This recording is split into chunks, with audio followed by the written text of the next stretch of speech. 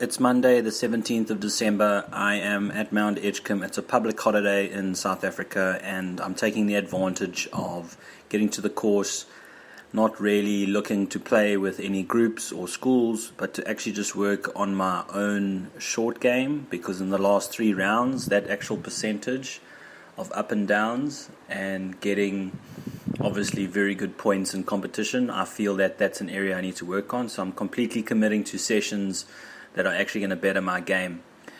I broke it up into 3 sessions. I arrived at the golf course at around 9 a.m. I stayed on the one practice facility for more than 45 minutes, going through everything from inside 50 foot and obviously ventured beyond 50 foot, obviously looking at landing areas, looking at release.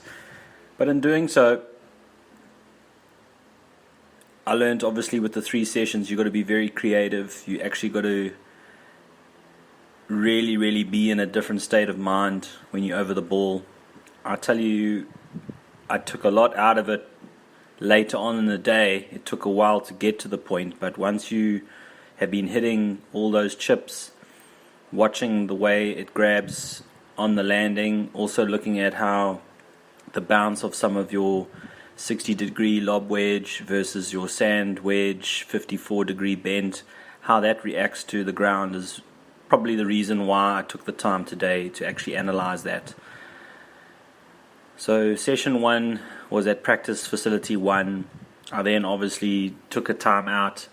Obviously you've got to be fresh. I believe when you do these sessions you can get fatigued with the amount of time that you stand in one place.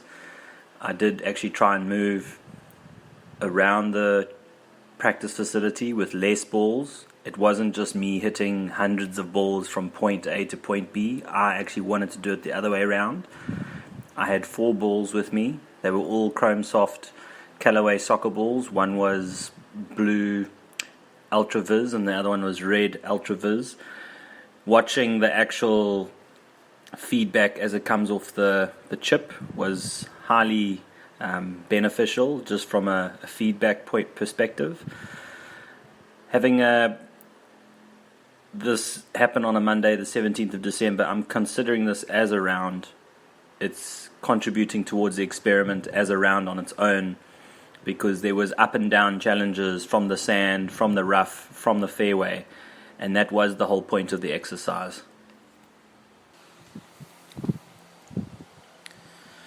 Some observations during the practice. Obviously I felt better and better with the chipping. I did obviously have 1 or 2 unmentionables, but interesting that with the POA being the green surface on the practice facility 1 and practice facility 2, the amount of release is very remarkable, and distance control is really important with the short game.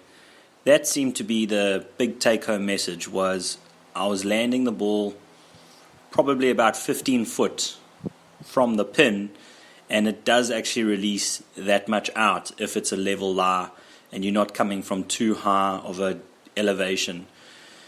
Obviously this is with the chip, and when I started to go further back, not as far as 50 or 55 yards, but let's look at 30 yards, which is 90 foot. That release is totally different. You actually got to be very careful where you land it when I consider the pitch shot versus the chip. The chip was getting more and more,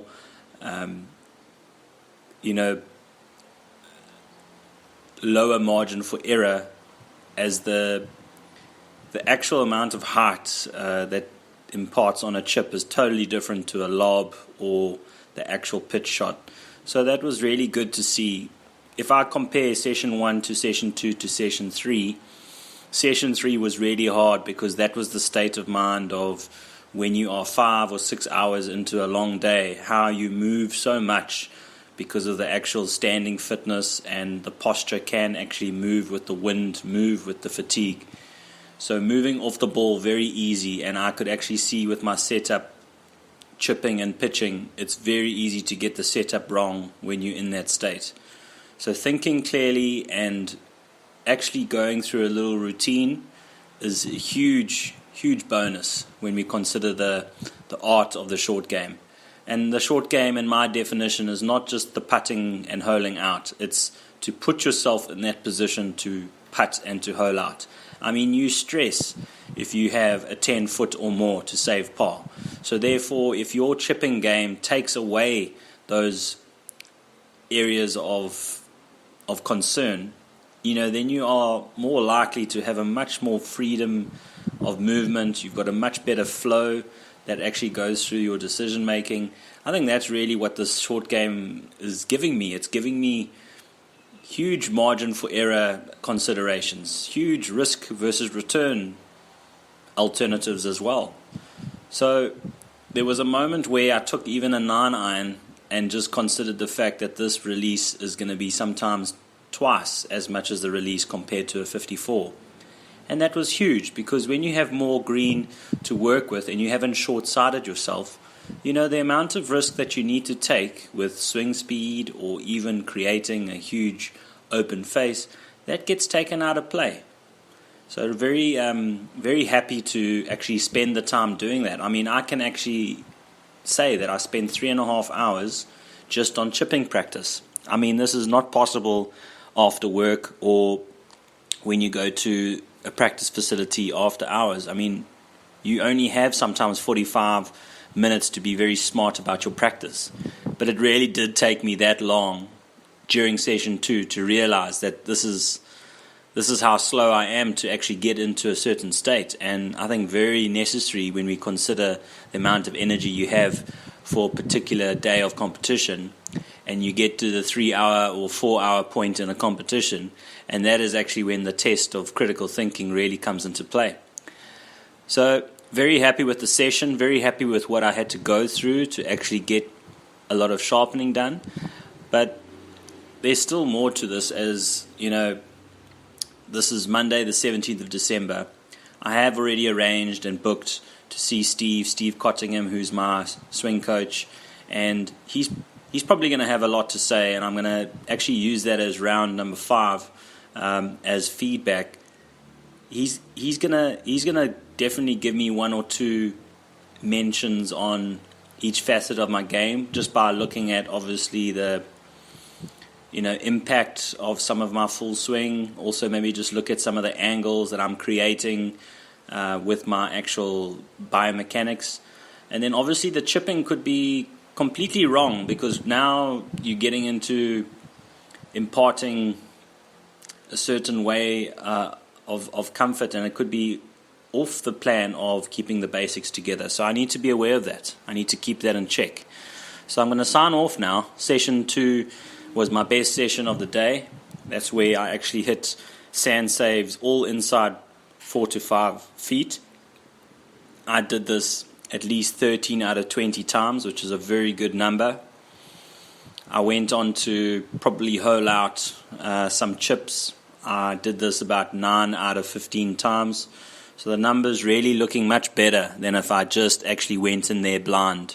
Having a little bit of a go-to plan, a strategy, takes away a lot of the anxiety. Also takes a lot of the constriction that can be created unnecessarily. And looking forward to the lesson with Steve, where we can actually maybe have something that I need to work on during this period where I have some time to invest in practice.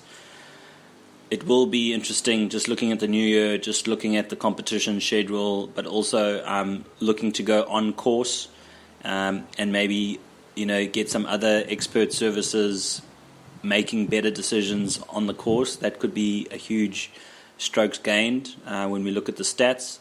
But the numbers, they have to improve. I have already mentioned it from the analyses of the first 3 rounds. We've got Stableford points that should be at least 36 points or greater without stress, and some of the decisions are, bringing that into play. So I'm going to sign off now, and thanks for listening.